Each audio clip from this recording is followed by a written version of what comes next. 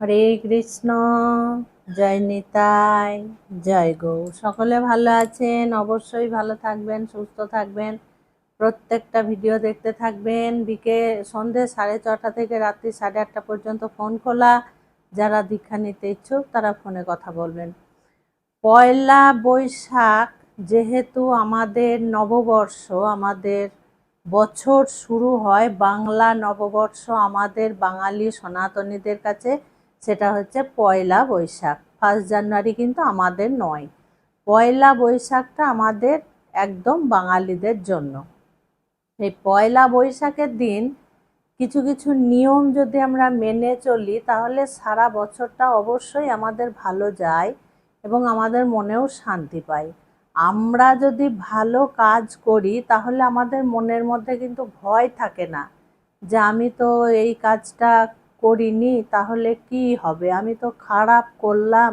নিজের মনটাকেই আমরা বোঝাতে পারবো না। তো ব্যাপারটা হচ্ছে পয়লা বৈশাখের দিনটা সুন্দরভাবে শুরু করুন। কারণ যে ভিডিওই দেখবেন বলবেন সোনা কেনার দিন, রূপো কেনার দিন, গাড়ি কেনার দিন, বাড়ি কেনার দিন, বাসনপত্র কেনার দিন, অক্ষয় তৃতীয়া যেহেতু এই মাসে আসছে, চন্দন যাত্রা যেহেতু, এগুলো বলবে।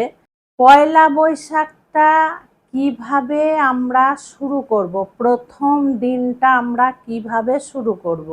যেহেতু আমাদের নববর্ষ, আমাদের কাছে নতুন বছর শুরু এই দিন থেকে।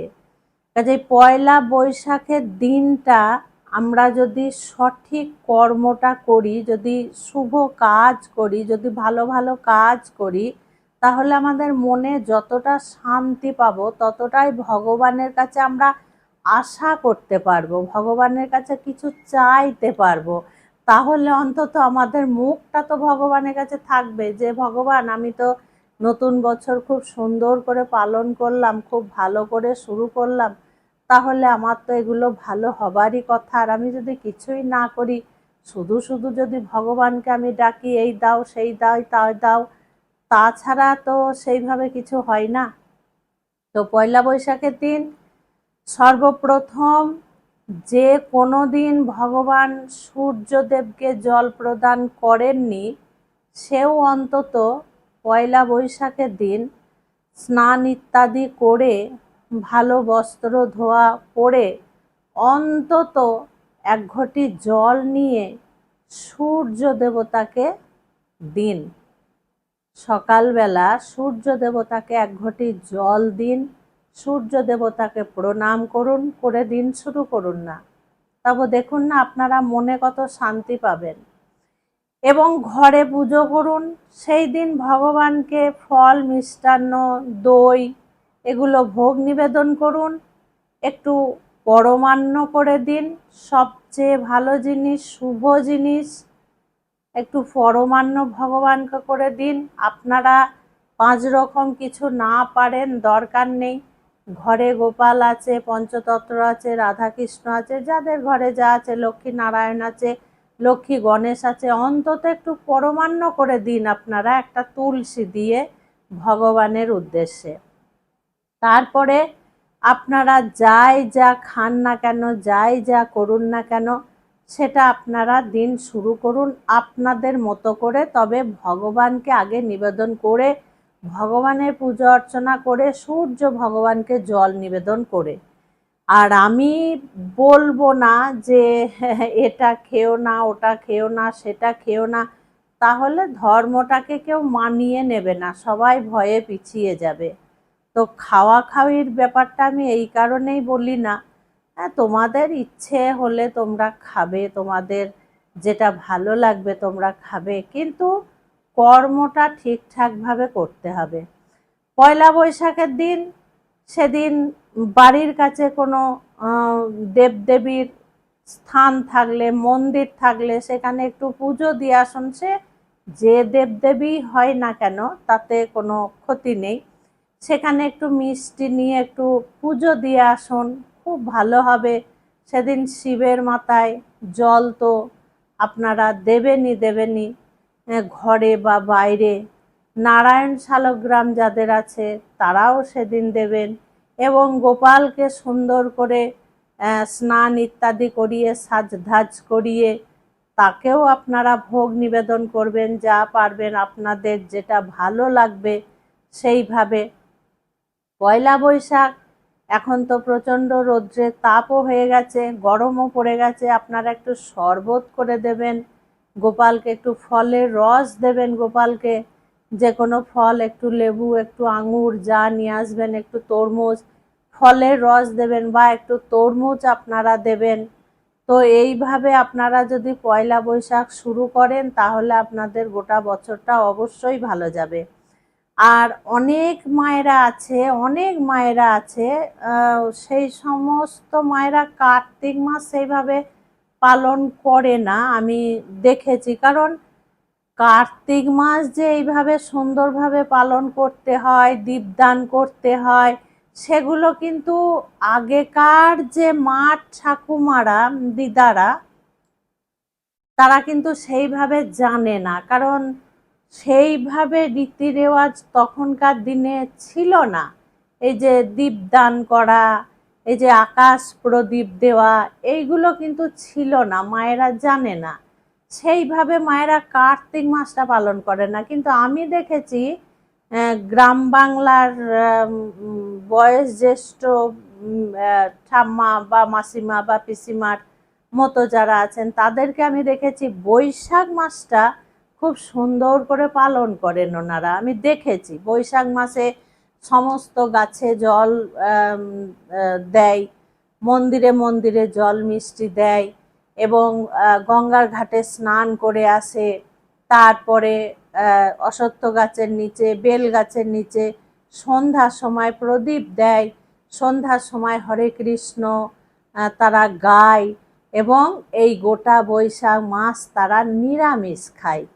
আমি দেখেছি, এখনো আমার কাছে পিঠে এখনো আছে, তারা বৈশাখ মাসটা নিরামিষ খায়, গোটা বৈশাখ মাসটা বাড়িতে কোনো কিচ্ছু ঢোকায় না।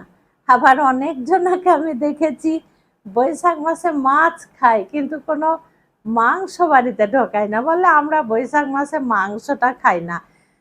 কাউরির ব্যক্তিগত ব্যাপারে আঘাত দেওয়াটা ঠিক নয়। কারণ আমি একটা জিনিস মনে করি যে আমি তাদেরকে বলবো ঠিক কথাই, কিন্তু তারা সেই বছরের পর বছর ধরে পালন করে এসেছে, শুনবে না।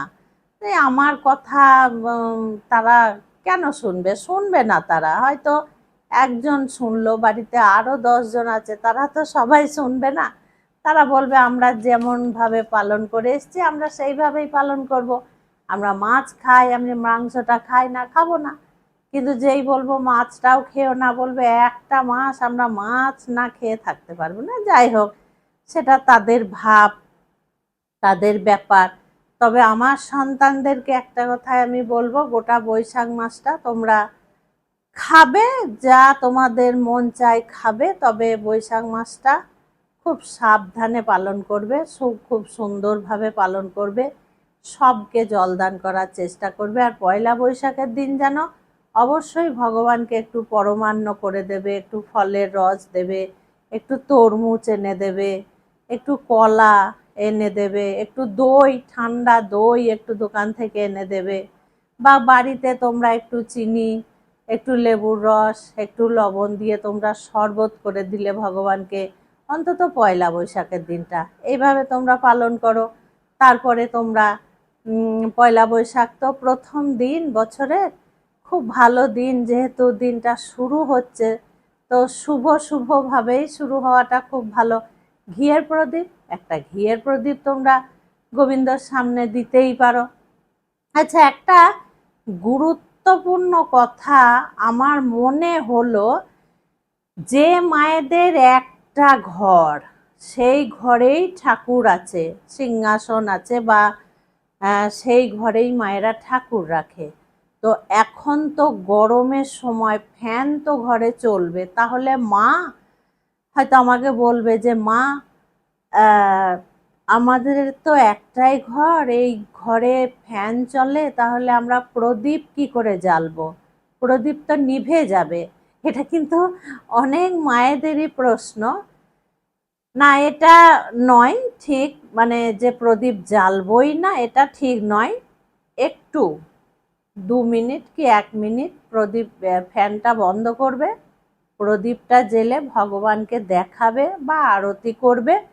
করে তোমরা প্রদীপটা ভগবানকে দেখানোর পরে তোমরা বাইরে নিয়ে গিয়ে যে কোনো একটা সুন্দর স্থানে রেখে দেবে, কোনো আলমারির মাথায় বা বাইরে বারান্দায় বা উঁচু জায়গায় বা মানে সেফটি জায়গায় আর কি, সেখানে তোমরা রেখে দেবে। প্রদীপটা সেখানে অনেকক্ষণ জ্বলবে, মানে নিজের মতো করে জ্বলবে। তারপরে তোমরা ঘরে পাখা চালিয়েই দেবে, কারণ ঘরে তো ঠাকুর আছে, পাখা তো চালানো অবশ্যই দরকার, আবার নিজেদেরও গরম লাগবে। আর প্রদীপ তো থাকবে না ফ্যানের হাওয়ায়, অবশ্যই তোমরা প্রদীপ জ্বালাবে। প্রদীপটা ভগবানকে জ্বালিয়ে বাইরে দিয়ে আসবে আর তুলসী মহারানীর সামনে দিয়ে আসবে। তুলসী মহারানীর সামনে গিয়ে রেখে দেবে। সে 2টো প্রদীপই রাখো বা 4টে প্রদীপই রাখো, অসুবিধার কিছু কারণ নেই, অমঙ্গলের কোনো ভয় নেই।